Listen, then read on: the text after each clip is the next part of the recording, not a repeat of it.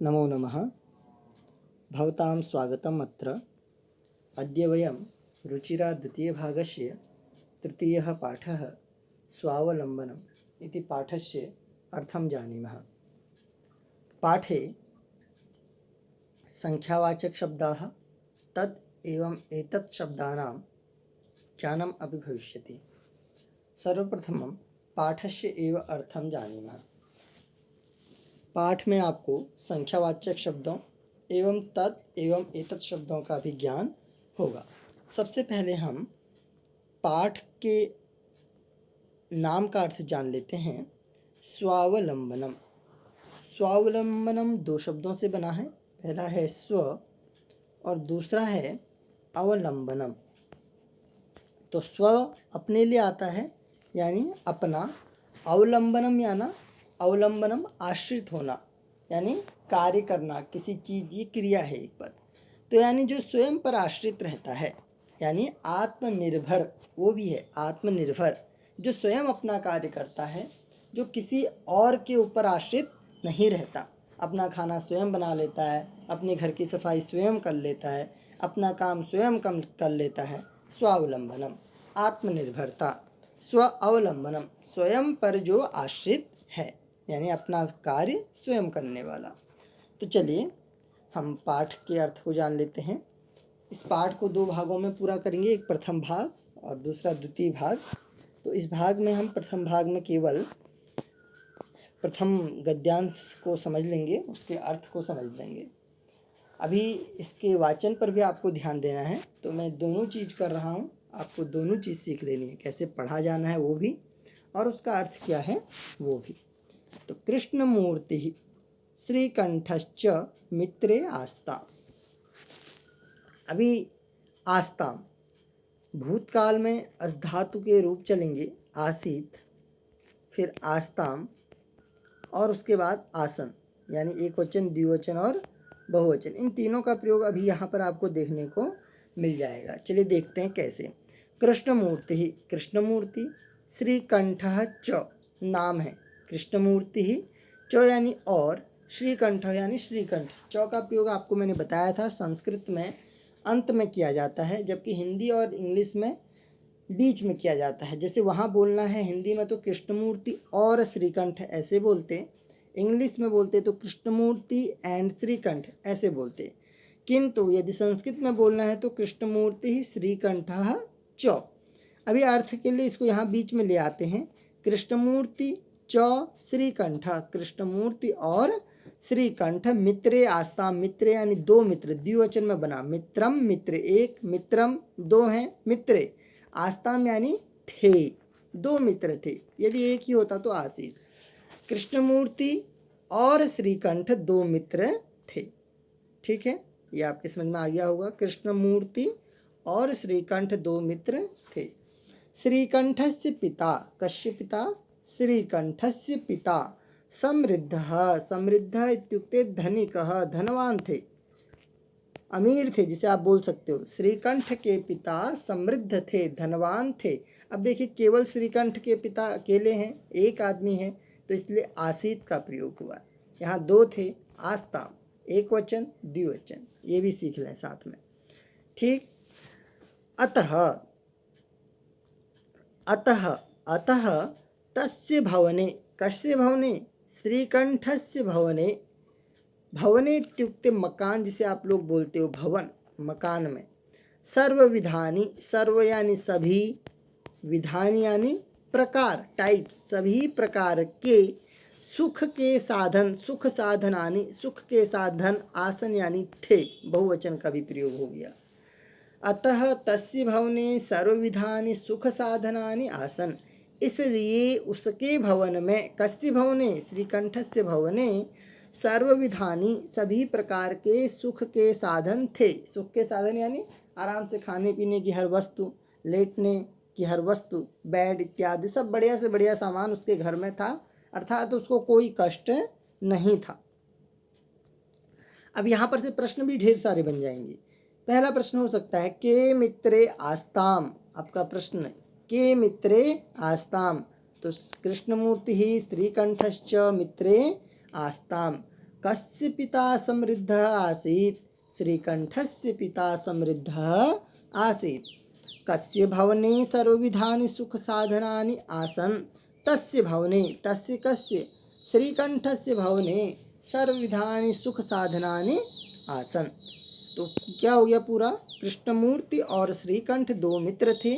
श्रीकंठ के पिता समृद्ध यानी धनवान अमीर थे, इसलिए उसके भवन में, किसके भवन में? उसके यानी श्रीकंठ के भवन में सभी प्रकार के विधान यानी प्रकार के सुख के साधन आसन यानी थे।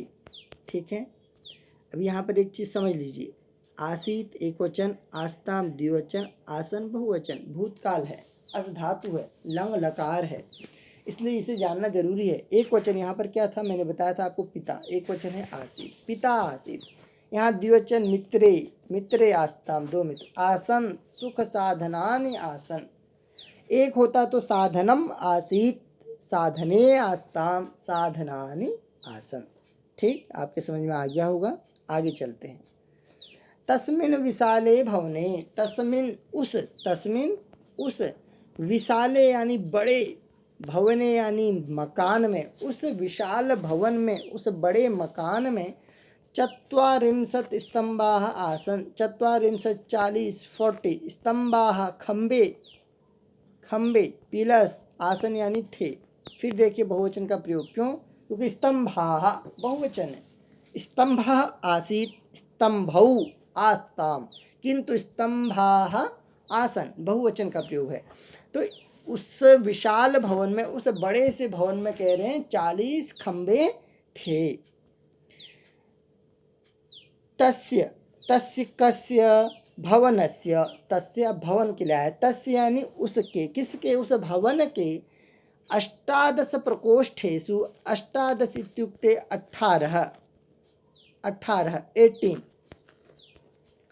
18 प्रकोष्ठेषु कमरों में, 18 प्रकोष्ठेषु कमरों में 50, 50 इत्युक्ते 50 50 क्या थे? गवाक्षाः, गवाक्ष कहते हैं खिड़कियों को, गवाक्षाः खिड़कियाँ। उसके यानी किसके? उस भवन के 18 प्रकोष्ठेषु 18 कमरों में 50 गवाक्षाः 50 जो हैं खिड़कियाँ थीं। द्वाराणि 44, 44 संख्यानि जरूरी हैं। 44 44 44, 44 द्वाराणि दरवाजे, और साथ साथ में क्या थे? 44 44 दरवाजे थे। ये आपको संख्याएं सिखा रहा है, इसीलिए। 38 36 36 विद्युत व्यजनानी, विद्युत यानी बिजली, लाइट, बिजली से चलने वाले, व्यजनानी यानी पंखे, चौ यानी और, आसन यानी थे। तो क्या हो गया? और साथ में 36 बिजली से चलने वाले पंखे थे। अब एक बार इसे पूरा देख लीजिए यहाँ से। उस विशाल भवन में, उस बड़े से भवन में ४४ स्तंभा आसन, 40 खंबे थे। तस्य यानी उसके, उसके किसके? उस विशाल भवन के 18 प्रकोष्ठेषु, 18 यानी 18 18 प्रकोष्ठेषु कमरों में 50 गवाक्षा यानी खिड़कियाँ, ४४ द्वाराणि, ४४ द्वाराणि, ४४ 44 द्वाराणि यानी दरवाजे, द्वाराणि दरवाजे। 38 यानी 36 विद्युत व्यजनानी, बिजली से चलने वाले, व्यजनानी यानी पंखे, चौ यानी और, आसन यानी थे। अभी और कहाँ पर प्रयोग हो जाएगा? अंतिम से पहले यहाँ पर चौ। तो क्या हो जाएगा?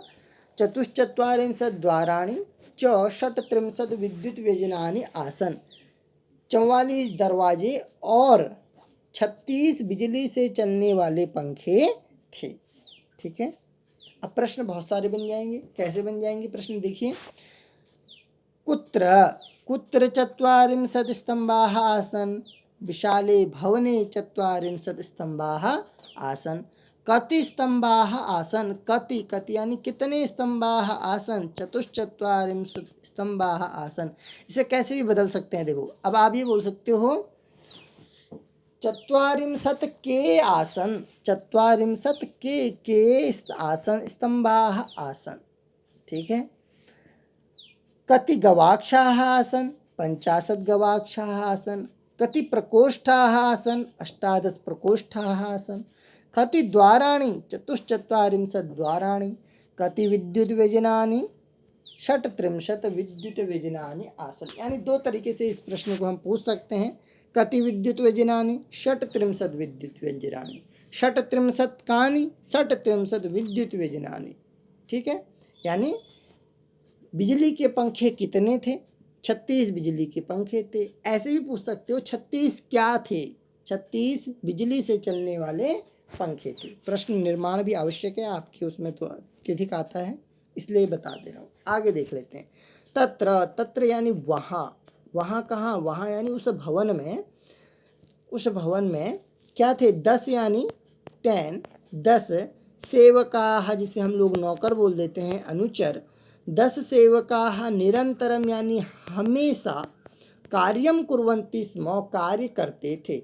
उस भवन में, उस विशाल भवन में क्या 10 सेवक, 10 नौकर हमेशा कार्य करते थे। यानी वहाँ उन लोगों को काम करने की जरूरत नहीं थी। किसी श्रीकंठ, उसके माता पिता इत्यादि किसी लोगों को जरूरत नहीं थी, वहाँ नौकर रखे गए थे। कति, 10 सेवकाः, 10 सेवकाः तत्र किं कुर्वन्ति स्म, निरंतरम कार्यम कुर्वन्ति स्म, हमेशा कार्य करते रहते थे। अभी इसमें जहाँ पर भी इसमें शब्द का प्रयोग आएगा समझ लो ये भूतकाल है, तो था थे थी का प्रयोग वहाँ पर भी कर लोगे, किंतु यहाँ पर बहुवचन है इसलिए हम थे। निरंतरम कार्यम कुर्वन्ति स्म, वहाँ पर हमेशा कार्य करते थे। आगे परम, परम यानी लेकिन, लेकिन कृष्णमूर्ति, अब जो दूसरा मित्र है कृष्णमूर्ति, अभी तक तो श्रीकंठ की बात हुई, उसके पिता अमीर हैं, श्रमिक धनी हैं, बड़ा सा विशाल भवन है, 44 वहाँ स्तंभ हैं, 18 कमरे हैं, 50 खिड़कियाँ हैं, 44 दरवाजे हैं, 36 विद्युत से चलने वाले पंखे, बिजली से चलने वाले पंखे हैं, 10 नौकर वहाँ हमेशा कार्य करते हैं। ये किसके घर की बात है, श्रीकंठ के घर की बात है।